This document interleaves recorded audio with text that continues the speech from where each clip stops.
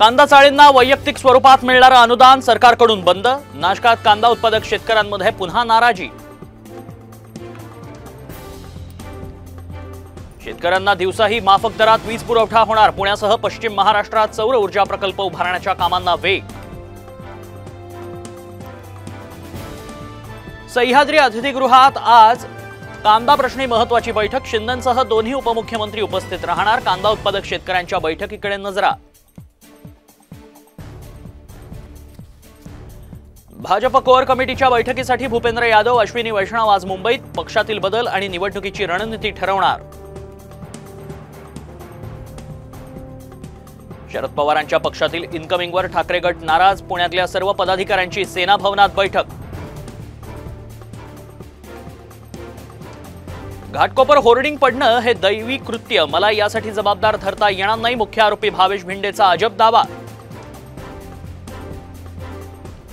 नागपुरात एनआयटी चेअरमनच्या दालनासमोर काँग्रेसचं आंदोलन। नीट दालनाशिवाय काम होत नसल्याचा आरोप। 8 दिवसांमध्ये प्रश्न सोडवण्याची ही मागणी।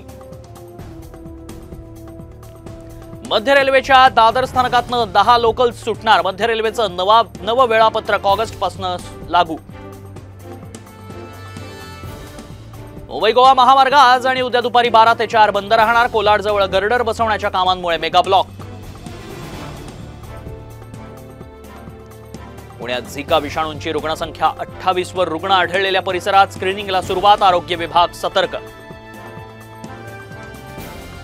लांजा तालुक्यातल्या अंजनारीमधलं प्रसिद्ध दत्त मंदिर पाण्याखाली। काजळी नदीचं पाणी पातळी वाढली। परिसर जलमय। तुळजाभवानी मंदिराच्या गाभाऱ्यातल्या मनमानी प्रवेशाला आळा बसणार। गाभारा प्रवेशाची आजपासून नोंदणी। नंदुरबार जिल्ह्यात मुसळधार पावसानं भरलेल्या नाल्यात पडून 6 महिन्याच्या चिमुकल्याचा दुर्दैवी मृत्यू। आईनं फोडला टाहो। संभाजीनगरच्या उल्कानगरीत बिबट्याची दहशत। परिसरातील पोदार शाळेला सुटी। 90 जणांच्या पथकाकडून बिबट्याचा शोध।